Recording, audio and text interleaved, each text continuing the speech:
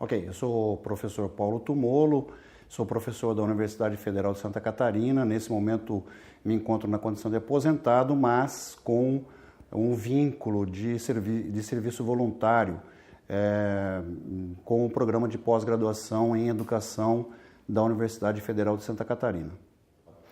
De fato, Marx nos deixou um extraordinário legado teórico-político, né? Entre eles o Capital. Sobre o Capital, eu penso que valeria a pena enfatizarmos dois aspectos. Sobre o primeiro aspecto, que é a dimensão de universalidade, o Capital, diferentemente de outros textos do Marx, ele não é um texto que trata de uma particularidade, né? Ou seja, o Marx não estudou no Capital o capitalismo do século XIX na Inglaterra, né? O que ele efetivamente fez no Capital foi tentar apreender as leis gerais e, portanto, as leis universais que regem o movimento contraditório do capital. O que significa dizer que ele tem validade explicativa para qualquer forma capitalista, né? Porque as leis que regem o movimento do capital são universais e elas estavam presentes naquela época e continuam presentes em qualquer forma capitalista, seja no século XIX, XX, XXI, enquanto existir capitalismo.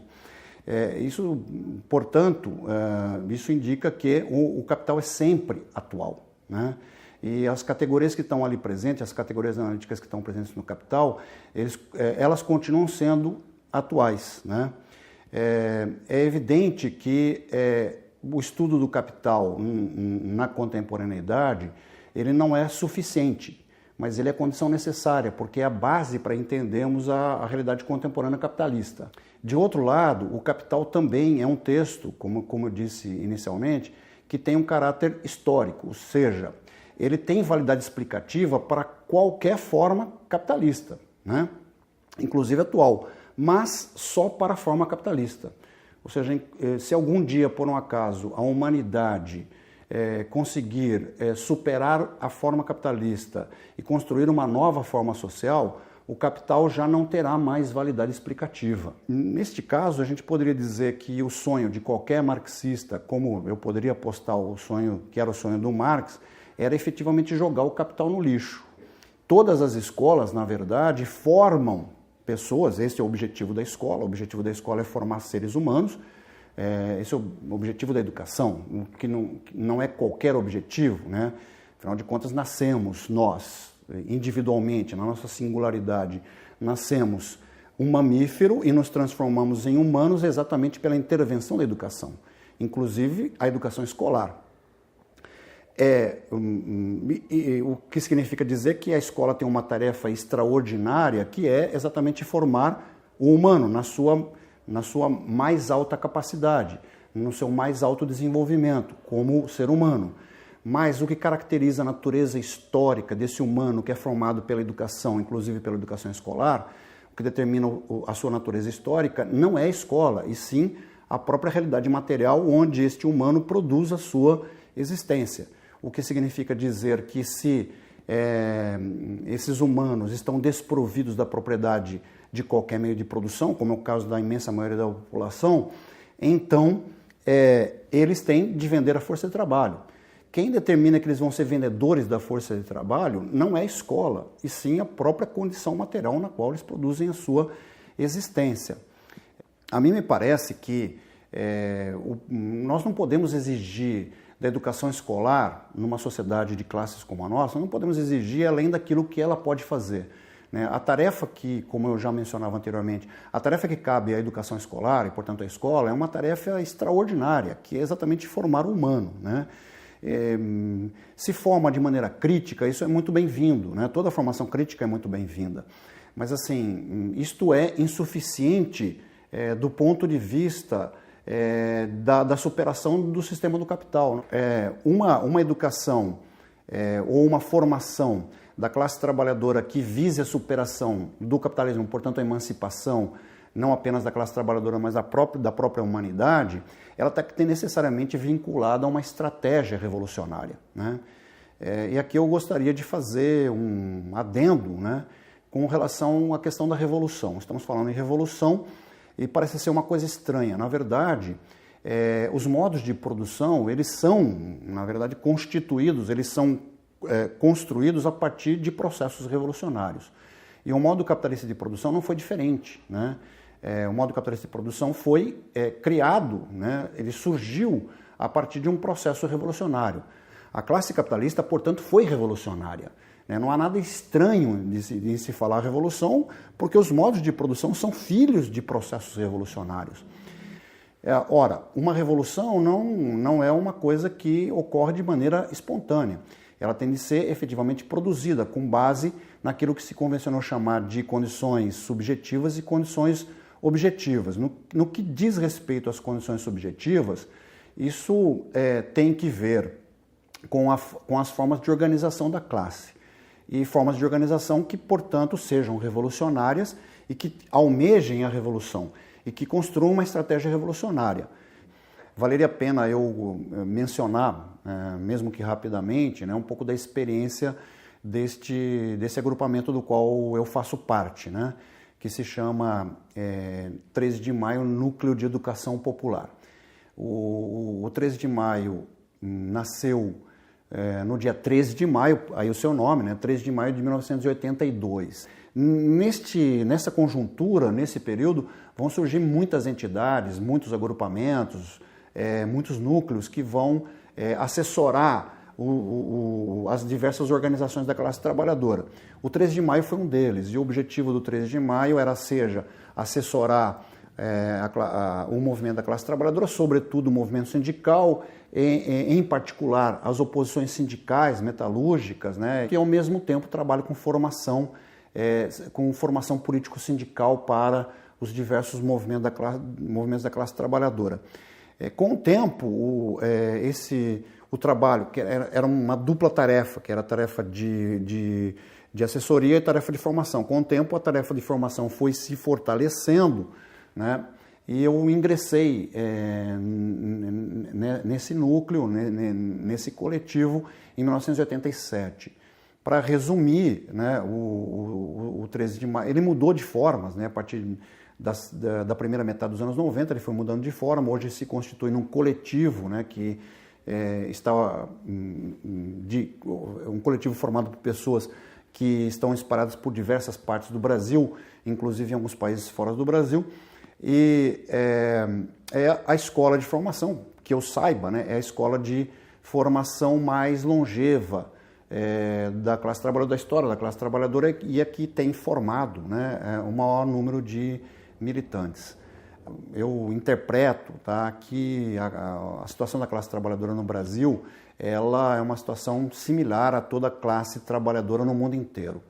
E entendo que vivemos nesse momento, né, a despeito da minha vontade, uma derrota bastante acentuada. Eu creio que talvez seja a derrota mais significativa em toda a história da classe trabalhadora contemporânea, desde quando ela começa a se constituir ali, digamos, por meados do século XVIII. Não é a primeira vez que sofremos um processo de revés, não é a primeira vez que a classe trabalhadora sofre derrotas, mas essa é uma derrota que tem algumas características diferenciadoras de outras anteriores, porque se trata de uma dificuldade ou uma derrota de perspectiva, uma vez que as tentativas de experiência, de construção de sociedades que tentassem ir para além do capital, que ocorreram no século XX, foram de fato derrotadas, né?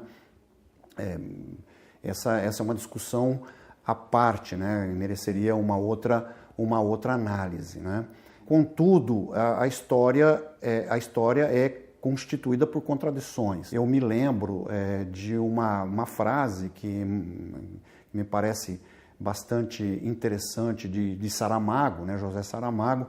Ele comenta o seguinte, que o que as vitórias têm de ruim, porque vivemos nesse momento uma derrota da classe trabalhadora e, claro, uma vitória do capital, mas o que as vitórias têm de ruim é que elas não são eternas, né?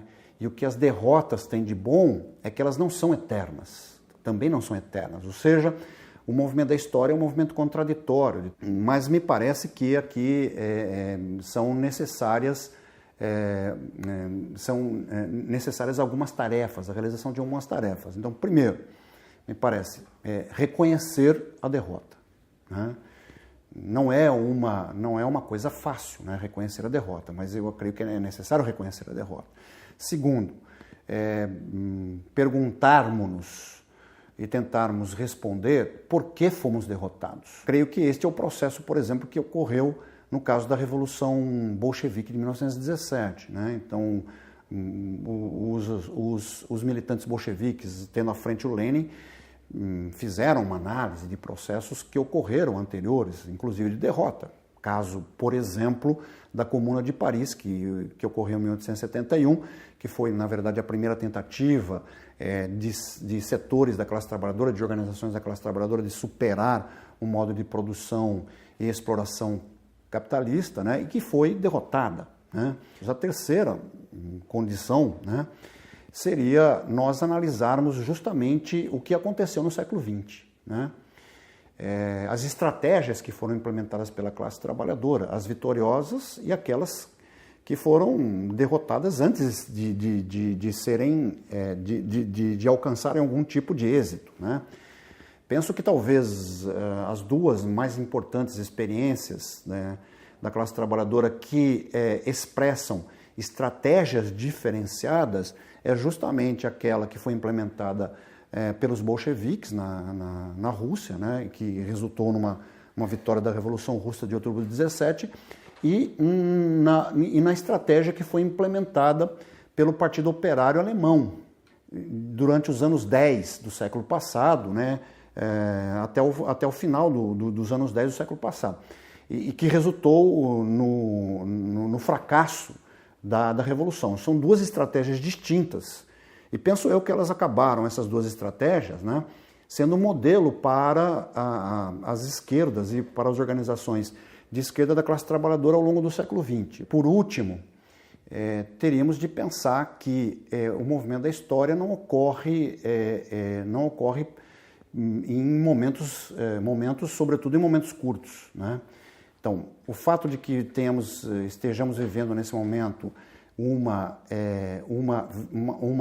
derrota do projeto da classe trabalhadora e uma vitória do capital, não significa que isto vai continuar acontecendo deste jeito. É só pensarmos que a história é um processo, uma revolução não é uma coisa que ocorre de hora para outra, também é um processo. A Revolução Burguesa começou mais ou menos ali pelo século XIII e se consolidou no século XIX. E durante esse período a burguesia, que era a classe revolucionária, né, ou a classe que capitaneava o bloco revolucionário, que era o Terceiro Estado, a burguesia, em alguns momentos, ela foi vitoriosa, em outros momentos ela sofreu reveses, ela foi derrotada em vários momentos. Portanto, um processo revolucionário é um processo de idas e vindas, de vitórias e derrotas. Então a gente tem que entender que o nosso tempo de vida não coincide com o tempo histórico, né? E que, portanto, é possível que nós possamos transformar no futuro esta derrota em vitória, o que seria, me parece, extraordinário para a humanidade, uma vez que uma revolução anticapitalista ela tem um caráter diferente da própria Revolução Burguesa e de outras revoluções que aconteceram anteriormente, porque o seu objetivo não é apenas mudar a forma de exploração, como aconteceu no caso da Revolução Burguesa, uma forma de exploração feudal para a forma de exploração capitalista. Então, houve de fato uma revolução, mas uma revolução na forma, não no conteúdo, né? Uma propriedade privada que se transformou numa propriedade privada feudal, numa propriedade privada capitalista, uma dominação feudal para uma dominação capitalista. O de que se trata agora não é alterar, revolucionar a forma de exploração, e sim acabar com a exploração. Ou seja, se trata de uma revolução que tem o objetivo, efetivamente, de construir as bases para a produção da emancipação humana, o que significa dizer produzir seres humanos cada vez mais ricos como seres humanos.